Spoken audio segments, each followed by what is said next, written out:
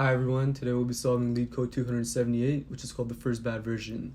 The problem says that you're a product manager and currently leading a team to develop a new product. Unfortunately, the latest version of your product fails the quality check. Since each version is developed based on the previous version, all the versions after a bad version are also bad. Suppose you have n versions ranging from 1 through n, and you want to find out the first bad one, which causes all the following ones to be bad. You're given an API, bool is bad version, which takes in a version as an argument and returns whether that version is bad. Implement a function to find the first bad version. You should minimize the number of calls to the API. Cool. So now that we've read out the problem description, we can get started with an example.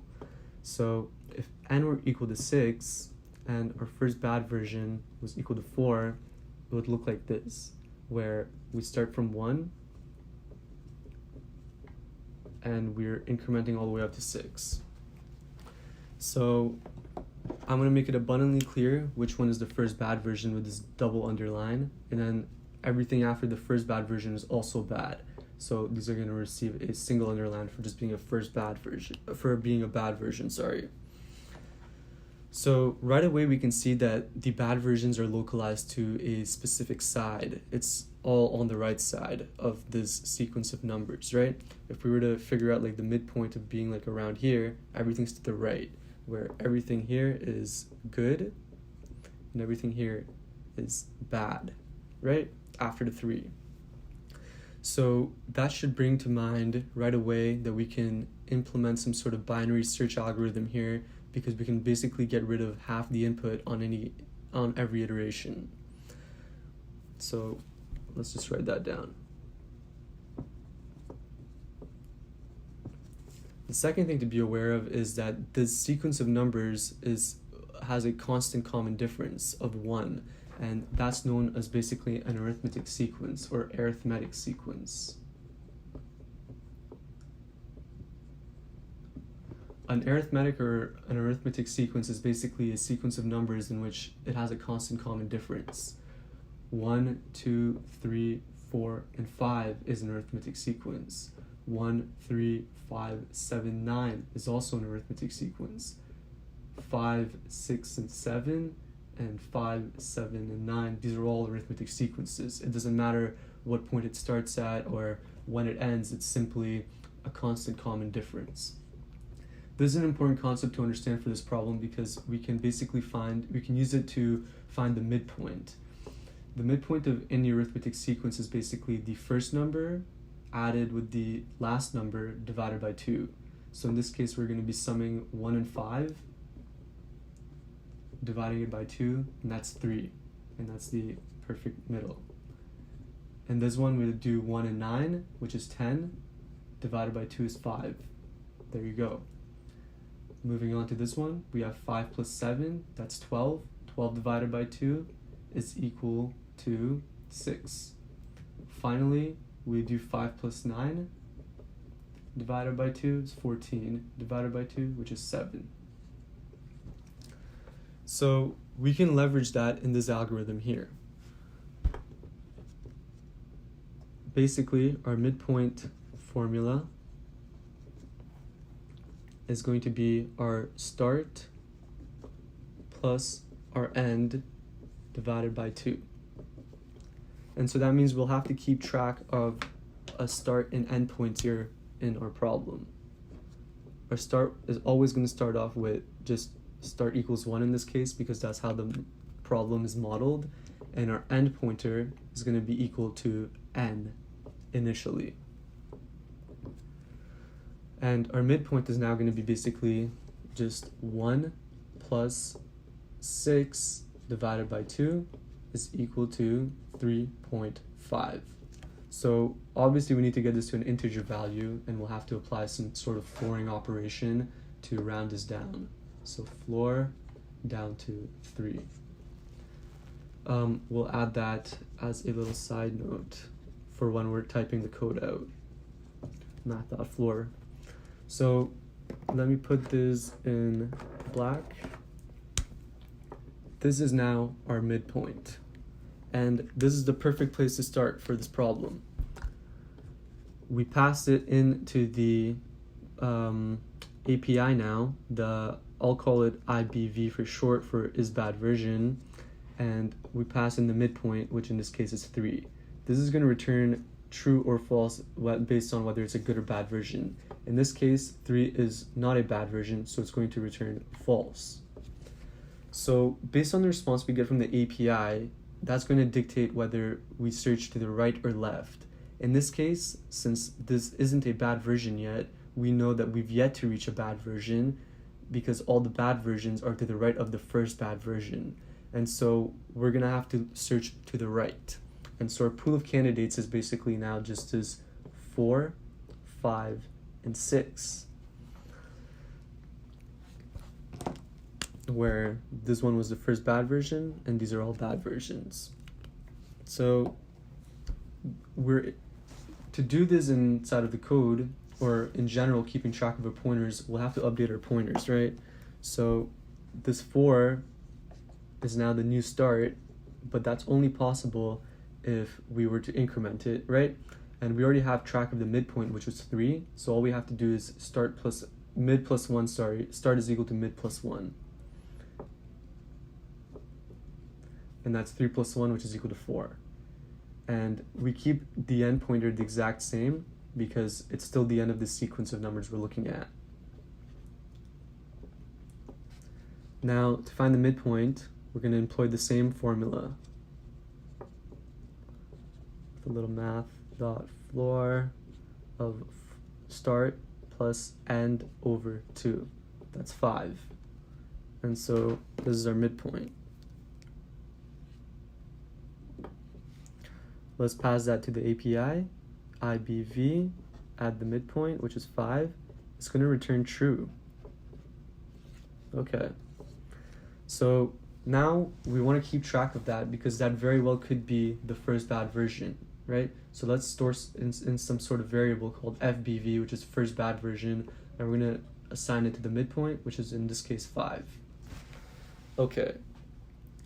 But just because the API returned true in this case doesn't mean that that's the first bad version. It's a bad version, but there very well could be an earlier previous bad version.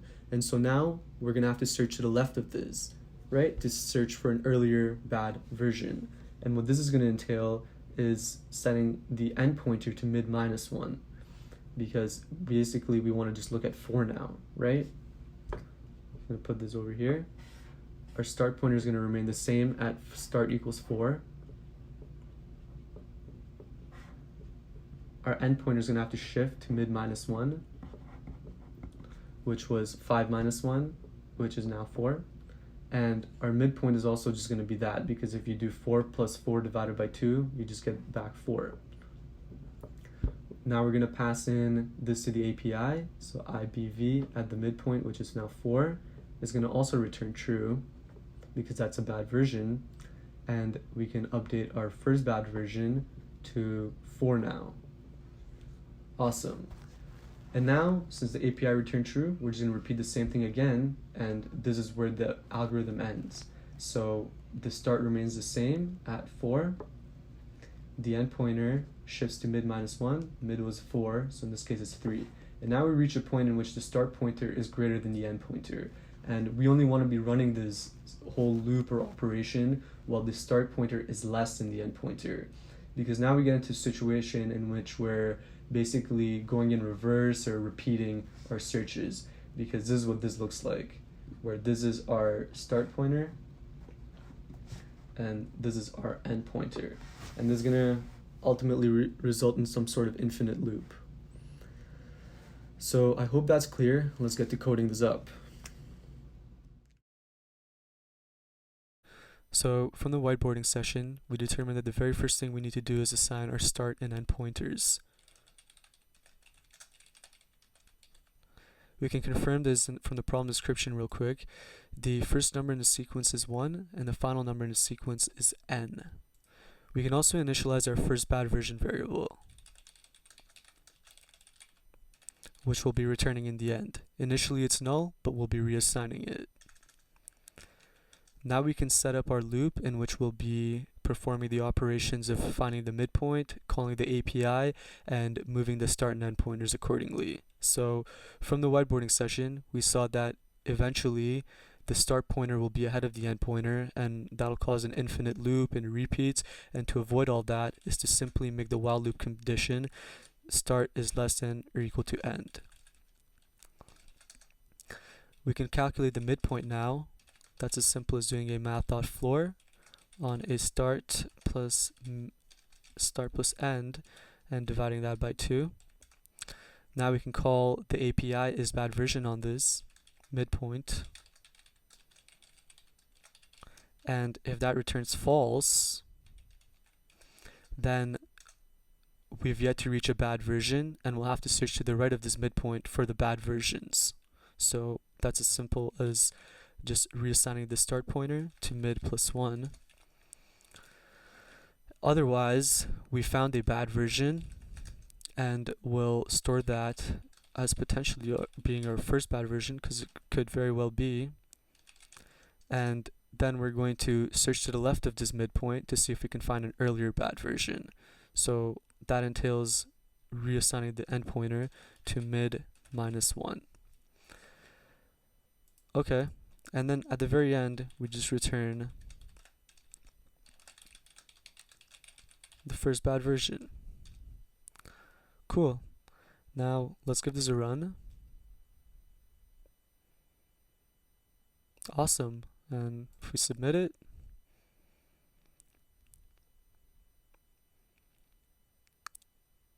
great. The iterative algorithm we just created recursively as well. So what that's going to entail is first creating a binary search helper function that takes in a start pointer and an end pointer, and we'll have a base case here which we'll discuss in a second, but the first thing we're going to be doing is calculating the midpoint and then passing that into the API. So is bad version. Based on the response from that, oops, I forgot to add the argument, so we pass the midpoint into it. If that is true, then remember we're looking for an earlier bad version now to see if it exists. So we'll return binary search on the start and the mid minus 1. Otherwise, we haven't found the bad version yet, so we'll return binary search, oops, to the right of that midpointer. Okay. Now the base case is essentially going to be the exact same as our while loop condition. So in the case that the start pointer eventually is greater than the end pointer, that's where we're going to end up returning something. And if you take a look back at the whiteboard, the very last case we had was where before the while loop terminated was when we just had 4 left, and the start pointer was pointing to 4, the end pointer was pointing to 4, and the mid pointer was calculated to be 4. So all 3 of those pointers were at 4, and when we passed that into the API 4, it returned true, and we reassigned the first bad version to that. Following that, we tried to search for an earlier bad version, which then required shifting the end pointer to 1 less than the midpoint, which is 3. And that's the situation that arose where the start pointer was now ahead of the end pointer.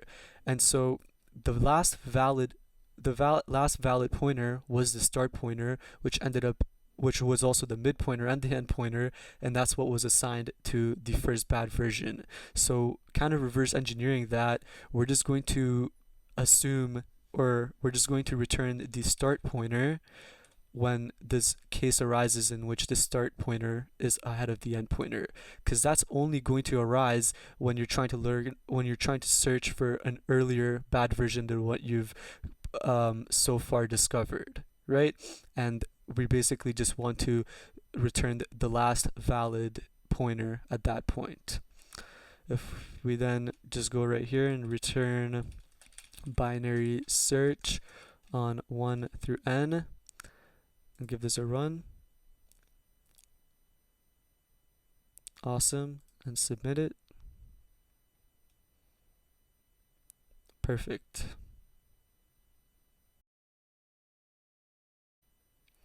Alright, so the final thing to do is to discuss the time and space complexity of both the iterative and recursive approaches. So starting out with the iterative approach, the time complexity is going to be logarithmic, or log of n, because on each iteration we are reducing the input size in half, right? The space complexity is going to be constant, O of 1, because we're not assigning any extra storage. That's not constant. These variables, the start, end, and first bad version, are all constant in space. For the recursive approach, the time complexity is also going to be logarithmic, O log of n, for the same reason as above, because we reduce the input size in half every time. The space complexity, however, for this recursive approach is going to be also logarithmic, and that's because on each iteration, or on each call, we create separate function calls on the call stack for each recursive call to binary search. The number of function calls is determined by the depth of the recursion, which in this case is approximately log of n. Thank you, and I hope this helps.